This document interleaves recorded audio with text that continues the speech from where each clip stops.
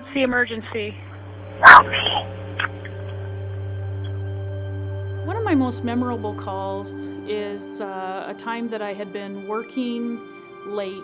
I was really tired. It was 2 or 2:30 in the morning. 911, what is the address of your emergency? And I got a call from a lady who called 911, and I said, well, where's your emergency? And she kind of gave me a vague location. Do you know what mile marker you're at?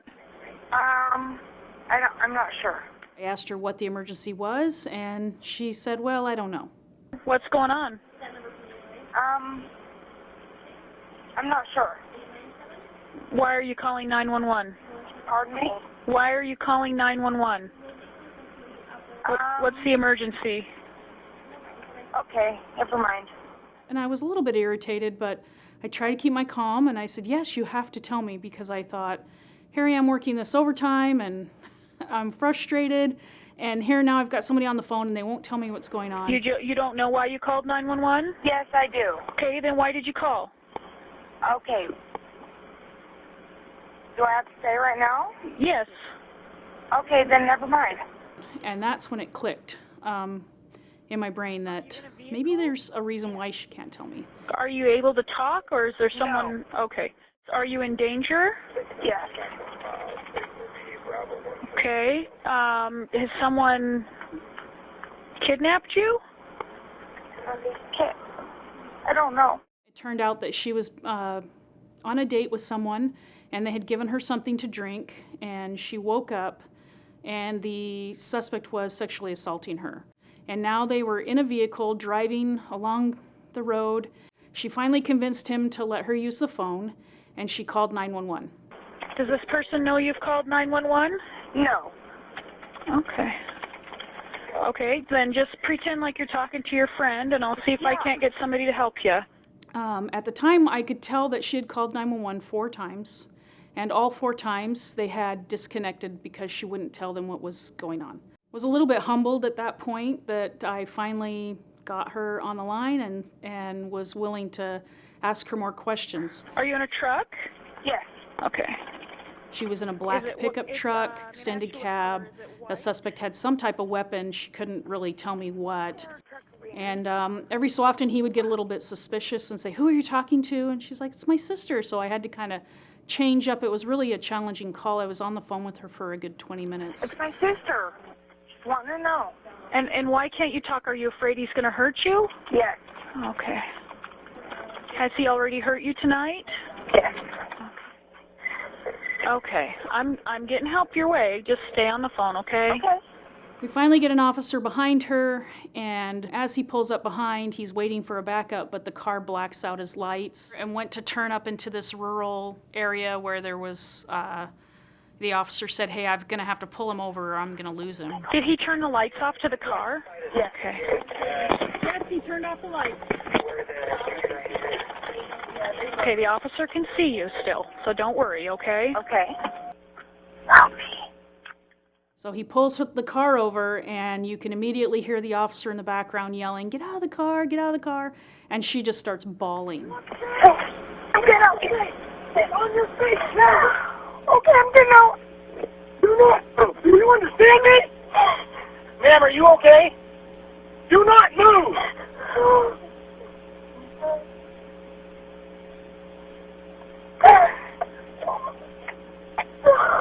Put your hands behind your back now.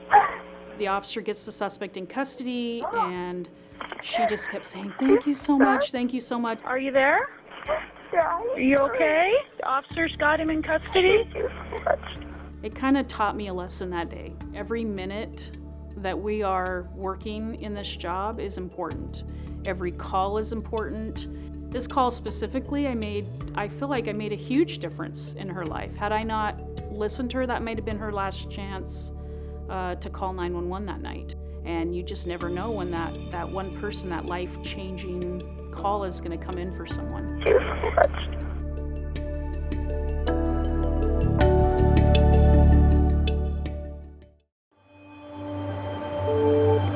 Phoenix 911, where is the emergency? My most memorable call is of young male that called, probably 20 or 30 years old. He was difficult to understand at first. I had tried to ask him where his emergency was. He didn't know where he was. I got thrown underneath the stairs at this person's house. I don't know if he's not there, but I can't move, and he has me trapped underneath here. He has you trapped underneath there? Yeah, I'm bleeding all over. You're bleeding all over? How long have you been there for? I don't know. Okay, hold on one second. I'm going to get us over to the fire department, okay? 10 minutes. I'm sorry? Hello? He said that he was being held against his will. It was difficult to understand him because I found out later through the duty report that they had broken his jaw. Hello? I can't talk. Okay. He started to panic a little bit, and he was basically saying he just needed people to get there because if they heard him talking on the phone, they would kill him. I just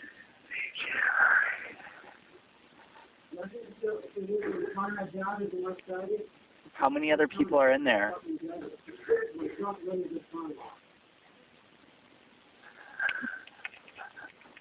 Hello?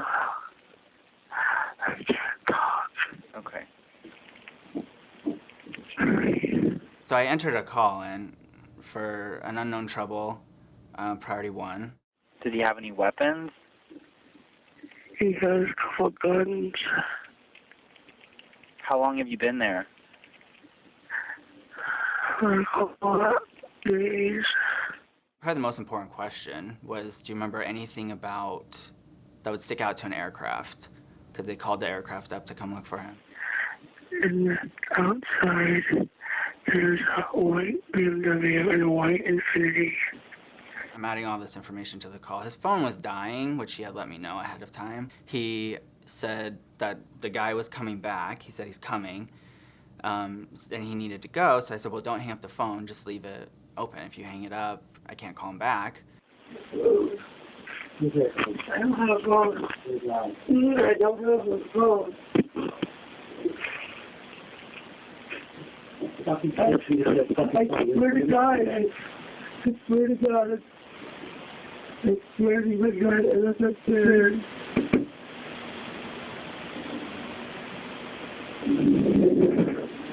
There was 2 females also there. I had asked him in our questioning, who else is there with you guys? And he said there was 2 girls there. How many other people are inside right now? So the one, two girls and one guy. Do you know what kind of weapon he has?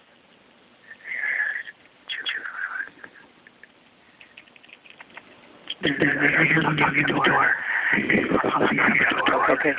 Okay. When the officers came on scene, the females went outside, the officers set up, and they went to clear the house. And they came out and said, code 4, the house is clear.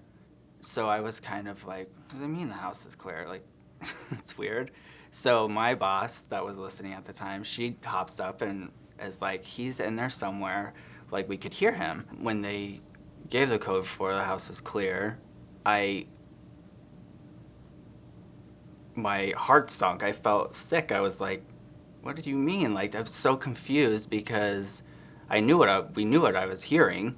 Somehow they orchestrated to go back through and do a secondary or maybe even a third search of the house, and then one of the officers, I guess, had seen the closet door behind the refrigerator. So yeah, we knew he was in there, and they had to go back in and take a second or third look until he was saved.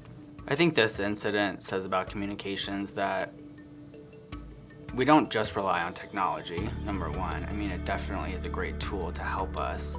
But I do also think trusting yourself and, knowing even if I was wrong, or even if it was a big nothing, I felt like I trust myself enough to know what I'm hearing and to make the decisions that I need to make, for my job and for someone else.